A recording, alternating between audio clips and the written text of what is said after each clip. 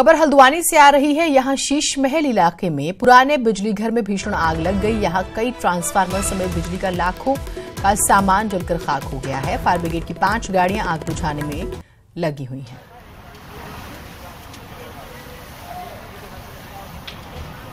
तो पुराने बिजली घर में भीषण आग लगी, 5 गाड़ियों को यहां पर जो है लगना पड़ा। अब सवाल ये कि क्या इस बिजली घर से बिजली सप्लाई होती थी या ये पुराना था, यहां पर सामान स्टोर किया हुआ था या वर्किंग था। बड़ी खबर उधम सिंह नगर से भी आ रही है। यहां पंतनगर सिडकुल में स्थित एलजीबी फैक्ट्री में जहरीली गैस का रिसाव हो गया। इस दौरान 5 महिला श्रमिकों की हालत बिगड़ गई। सभी श्रमिकों को रुद्रपुर के निजी अस्पताल में भर्ती कराया गया। अब इस पूरे मामले पर न तो फैक्ट्री प्रबंधन कुछ कह रहा है, न ही पुलिस प्रशासन के अधिकारी कुछ बोल रहे हैं। फिलहाल सभी महिला श्रमिकों की हालत स्थिर बनी हुई है। श्रीनगर गढ़वाल स्थित गढ़वाल विश्वविद्यालय के बिरला परिसर छात्र संघ अध्यक्ष पद पर हाईकोर्ट के आदेश के बाद दोबारा मतगणना होगी। विश्वविद्यालय प्रशासन कड़ी सुरक्षा व्यवस्था में रिकाउंटिंग करवाएगा। कल सर्दियों की छुट्टियों की वजह से बंद बिरला कैंपस के खुलते ही विश्वविद्यालय प्रशासन के लिए ऐसा करना मजबूरी हो गया था। 8 जनवरी को हाईकोर्ट ने याचिकाकर्ता अमित प्रदाली की रिट पर विश्वविद्यालय कुलपति को 10 दिनों के अंदर फिर से मतगणना के आदेश दिए थे। चुनाव में अध्यक्ष पद पर कुल मतों से 42 मत ज्यादा पड़े थे, जिसके बाद अध्यक्ष पद पर हारे प्रत्याशी ने शिकायत की। सुधीर हमारे साथ हमारे सहयोगी जुड़े हुए हैं। सुधीर जी, क्या हुआ था पूरा विवाद? देखिए जिनत, ये पूरा मसला चुनाव छात्र संघ चुनाव हुआ था बिरला कैंपस का, जो मुख्य कैंपस है गढ़वाल विश्वविद्यालय का, उसमें जो कुल मत पड़े थे उसमें 40 मत अधिक पड़े थे अध्यक्ष पद पर, जबकि जो टोटल पदों पर जो मत पड़े थे उनसे ज्यादा ही 40 थे। तो कुल मिला के इस पूरे मसले पर जो छात्र संघ के जो दूसरे नंबर पर जो प्रत्याशी रहे थे अध्यक्ष पद पर, उन्होंने इस पर आपत्ति जताई थी और ये शिकायत विश्वविद्यालय प्रशासन से की थी कि रिकाउंटिंग करवाई जाए। लेकिन विश्वविद्यालय प्रशासन ने इस पूरे मसले को उस समय शिकायत प्रकोष्ठ जो था उसको भेजा था और उसने ये कहा था कि रिकाउंटिंग करवाई जाए, लेकिन रिकाउंटिंग नहीं की गई। चुनाव समिति ने रिकाउंटिंग नहीं करवाई, लापरवाही की। मजबूरन जो दूसरे नंबर के प्रत्याशी थे अध्यक्ष पद पर, उन्होंने हारे हुए प्रत्याशी ने हाईकोर्ट में रिट दायर की थी। हाईकोर्ट ने आदेश दिया था कि चुनाव दोबारा से रिकाउंटिंग करवाई जाए, लेकिन नहीं हुई क्योंकि छात्रों के विरोध, दूसरे पक्ष ने विरोध किया।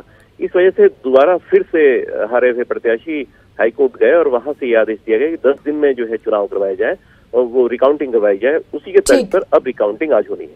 बहुत शुक्रिया आपका तमाम जानकारियों के लिए। खबर देहरादून से है। यहां बीएड टीईटी परीक्षा प्रशिक्षितों को पुलिस ने उठाया। शिक्षा मंत्री के आवास के बाहर दे रहे थे धरना और प्रदर्शनकारियों को उठाकर परेड ग्राउंड में छोड़ा गया। रात 12 बजे पुलिस गाड़ियों में भरकर ली गई परेड ग्राउंड। गुरुवार को सुबह से बैठे थे शिक्षा मंत्री के आवास के बाहर, एक सूत्रीय मांग को लेकर कर रहे थे प्रदर्शन।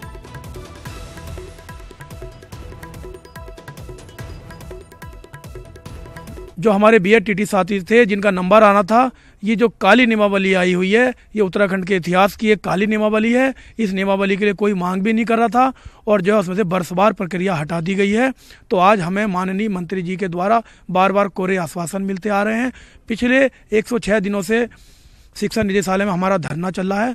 मंत्री जी द्वारा केवल कोरा आश्वासन दिया जा रहा है। आज हम लोग माननीय मंत्री जी के आवास पे इसलिए बैठे हैं कि माननीय मंत्री जी आगामी कैबिनेट बैठक में हमारी नियमावली में संशोधन कर दिया जाए। भारती हमारे साथ हमारी सहयोगी जुड़ी हुई है। भारती, अब इनको तो उठा दिया गया लेकिन इनकी मांगे हैं, कोई रास्ता निकला क्या?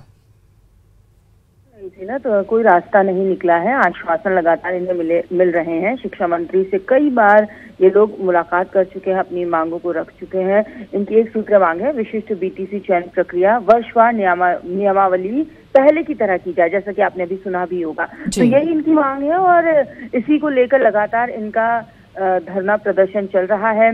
कल पूरे दिन भर ये बैठे रहे। शिक्षा मंत्री अपने आवास पर नहीं थे, लेकिन उसके बावजूद ये आवास के बाहर ही बैठे रहे और रात में भी ये वहीं पर डटे हुए थे। तो पुलिस प्रशासन ने वहां पर सख्ती दिखाई और इनको वहां से उठाकर सीधे परेड ग्राउंड में छोड़ दिया है। आज इन लोगों की ये रणनीति है कि सचिव भूपेंद्र कौर औलख से ये लोग हो सकता है मुलाकात करें, क्योंकि कल रात को यही मांग ये लोग कर रहे थे कि उनसे मुलाकात करवा दी जाए, उनके सामने अपनी बात रखते हैं। बहुत शुक्रिया भारती आपका तमाम जानकारियों के लिए। श्रीदेव सुमन यूनिवर्सिटी के रजिस्ट्रार दीपक भट्ट के खिलाफ कार्रवाई की तैयारियां हो रही हैं। यूनिवर्सिटी ने कार्रवाई को लेकर शासन से दिशा निर्देश मांगे हैं। वहीं कुलपति यूएस रावत का कहना है कि यूनिवर्सिटी अपने स्तर पर भी एक्शन की तैयारियां कर रही है। दीपक भट्ट पर हरिद्वार जिले के हिमगिरी डिग्री कॉलेज की प्रबंधक ने एग्जाम के दौरान अभद्रता और पैसे मांगने के आरोप लगाए। जो कंसर्न कॉलेज है उनके यहाँ की प्राचार्य ने हमें भी लिखित रूप में उसकी जानकारी हासिल की है और इसमें बहुत सारे उन्होंने आरोप लगाए हैं, तो हम उसका अध्ययन कर रहे हैं और हमने उस पर, क्योंकि कुल सचिव की जो नियुक्ति होती है वो शासन स्तर से ही होती है, तो हमने उस पर शासन स्तर से ही एक दिशा निर्देश मांगा है कि इस विषय में क्या करना चाहिए।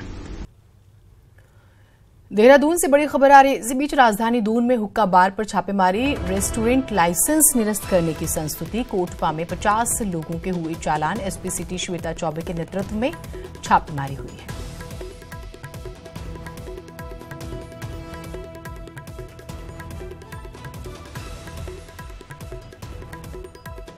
तो देहरादून से बड़ी खबर, राजधानी दून में हुक्का बार पर छापेमारी, रेस्टोरेंट लाइसेंस निरस्त करने की संस्तुति। कोटपा में 50 लोगों के चालान हुए हैं। कांग्रेस महासचिव और उत्तराखंड के पूर्व मुख्यमंत्री हरीश रावत के राम मंदिर पर दिए बयान पर बीजेपी ने तीखा पलटवार किया। बीजेपी ने कहा है कि जल्द ही चुनाव में जनता बताएगी कि पापियों की पार्टी कौन है। ये कहना कि हम राम मंदिर बनाएंगे केवल जनता को भ्रमित करने की ही बात है, इससे अधिक कुछ नहीं है। जहां तक उनका ये कहना है कि पापियों की पार्टी है, तो ये एक मानसिक विकृति हो गई है पैदा कांग्रेस के नेताओं में। अब पापियों की पार्टी हम उसको कहेंगे जिसके बड़े नेता के इशारे पर हजारों सिखों की हत्या कर दी गई। हम उसे पापियों की पार्टी बोलेंगे जिन्होंने सपा के साथ मिलकर के उत्तराखंड आंदोलनकारियों पर गोलियां चलवाई, महिलाओं पर अत्याचार किए। इससे पहले उत्तराखंड के पूर्व मुख्यमंत्री और कांग्रेस महासचिव हरीश रावत ने राम मंदिर को लेकर बीजेपी पर हमला किया था। श्रीनगर गढ़वाल पहुंचे हरीश रावत ने कहा कि बीजेपी पापियों की पार्टी है और राम मंदिर तभी बनेगा जब सत्ता में कांग्रेस आएगी। पापियों से राम मंदिर नहीं बन सकता है, क्योंकि ये मर्यादा का उल्लंघन करने वाले पापी हैं भाजपाई। जो मर्यादा को नष्ट करेंगे वो मर्यादा पुरुषोत्तम के भक्त नहीं हो सकते हैं। हम मर्यादा स्थापित करने वाले लोग हैं, संविधान का आदर करने वाले लोग हैं। कांग्रेस जब सत्ता में आएगी तभी राम मंदिर बनेगा, ये आप मान करके चलिए। लोकसभा चुनाव से ठीक पहले ही मुख्यमंत्री त्रिवेंद्र सिंह रावत सरकार की तरफ से कराए गए कामों की समीक्षा करेंगे। मुख्यमंत्री 23 जनवरी को सचिवालय में राज्य में चल रही जन कल्याणकारी योजनाओं की समीक्षा बैठक करेंगे। मुख्यमंत्री 1 अप्रैल 2017 से अब तक का किए गए शिलान्यास और लोकार्पण और मुख्यमंत्री की घोषणाओं पर भी होगी समीक्षा। बैठक में मुख्य सचिव, प्रमुख सचिव, सचिव समेत विभाग प्रमुखों को उपस्थित रहने के निर्देश जारी किए गए हैं। उधम सिंह नगर में न्यूज 18 की खबर का असर हुआ है। याद रहे कि बीते 9 जनवरी को हमने दिखाया था कि किस तरह से एनजीटी और प्रदूषण कंट्रोल बोर्ड के आदेशों को दरकिनार करते हुए दिनेशपुर में उद्योगों को प्रदूषित पानी नहरों में छोड़ा जा रहा है। हमारी खबर का संज्ञान लेते हुए पीसीबी की टीम ने दिनेशपुर के ग्राम मोहनपुर में केमिकल युक्त प्रदूषित पानी नगर में छोड़ने वाली कई गत्ता फैक्ट्रियों में छापा मारकर प्रदूषित पानी का सैंपल जांच के लिए एकत्र कर लिया। साथ ही पीसीबी ने प्रदूषित पानी नहरों में छोड़ने वाली 3 गत्ता फैक्ट्रियों को नोटिस भी जारी कर दिया। पिथौरागढ़ के लोगों का 25 साल पुराना सपना हकीकत में बदला है। इस सपने की शुरुआत अविभाजित यूपी के सीएम मुलायम सिंह यादव ने 1994 में की थी, लेकिन सपने को साकार होते होते 2.5 दशक का वक्त लग गया। पिथौरागढ़ के नैनी सैनी एयरपोर्ट से नियमित उड़ान की शुरुआत के साथ ही एक नए युग का भी आगाज हो गया।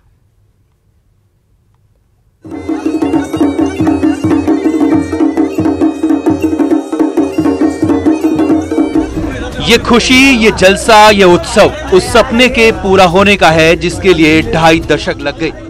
यूपी के तत्कालीन सीएम मुलायम सिंह यादव ने 1994 में नैनी सैनी हवाई पट्टी का उद्घाटन तो कर दिया, मगर नियमित उड़ान शुरू होने में 25 साल लग गए।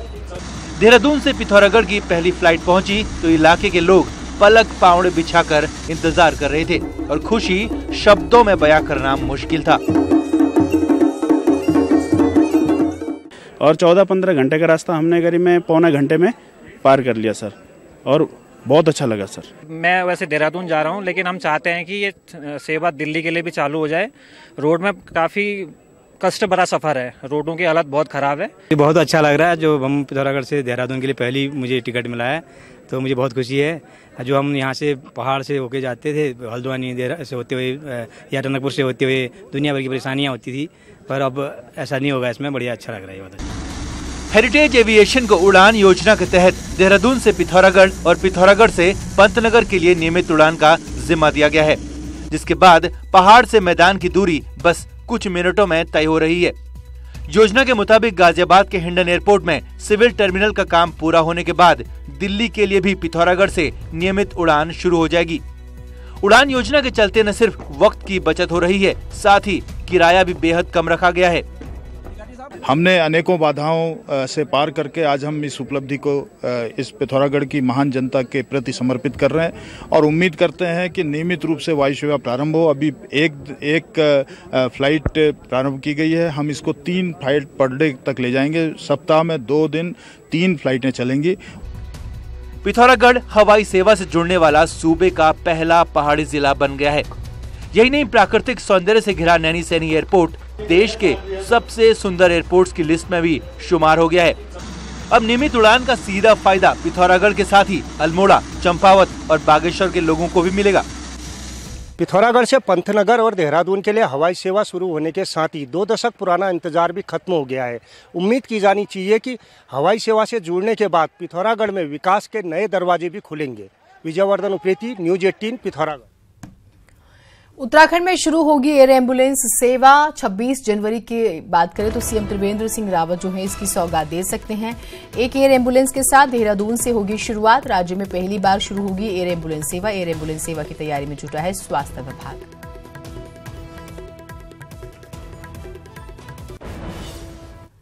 वित्त वर्ष 2019 की तीसरी तिमाही में रिलायंस जियो के शानदार प्रदर्शन से रिलायंस इंडस्ट्रीज लिमिटेड को बम्पर फायदा हुआ।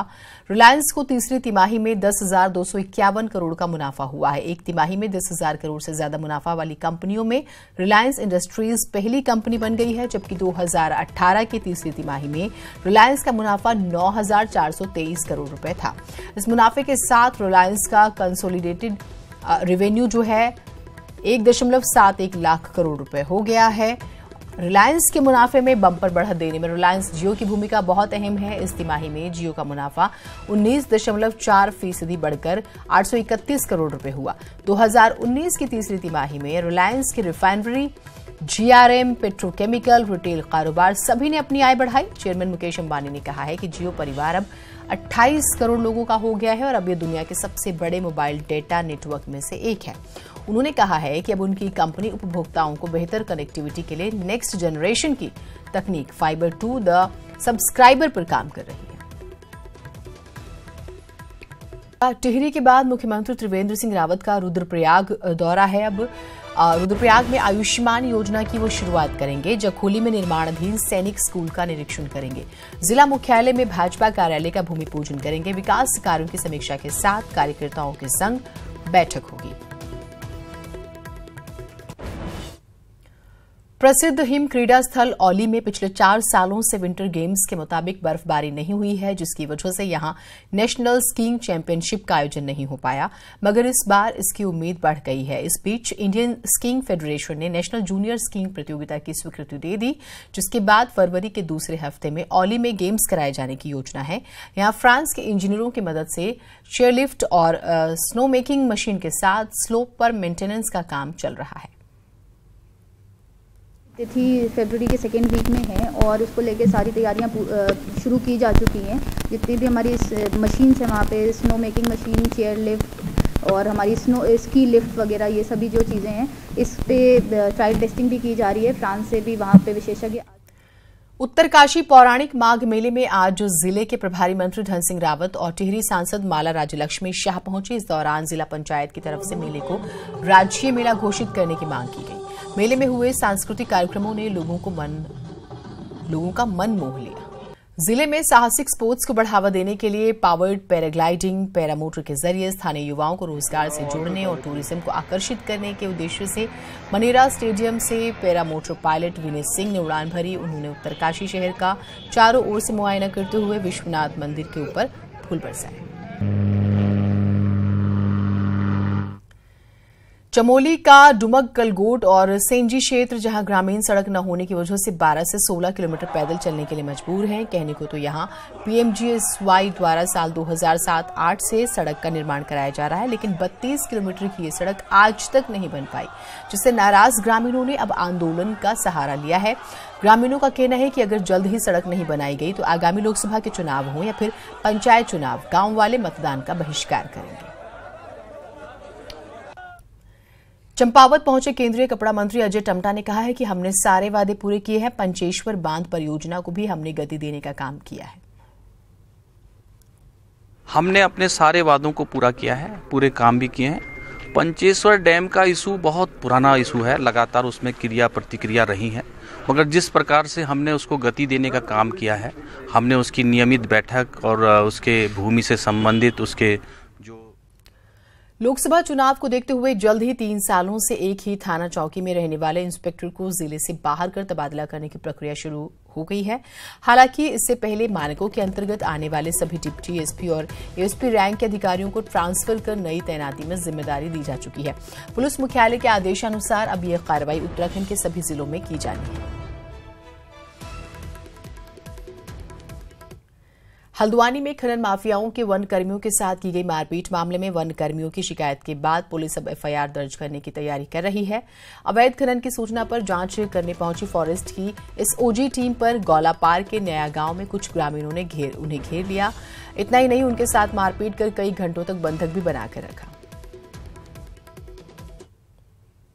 फिर उन लोगों ने हम लोगों को इकट्ठा कर, सब लोग इकट्ठा होकर लामबंद करके हमारी गाड़ी को घेर लिया और ये भी कहने कि तुम लोगों ने हमारे पहले भी 17-12 को हमने 3 ट्रैक्टर सूखी नदी में अवैध खनन के पकड़े थे, मैंने वो भी उच्च अधिकारियों के दिशा निर्देशों में पकड़े थे।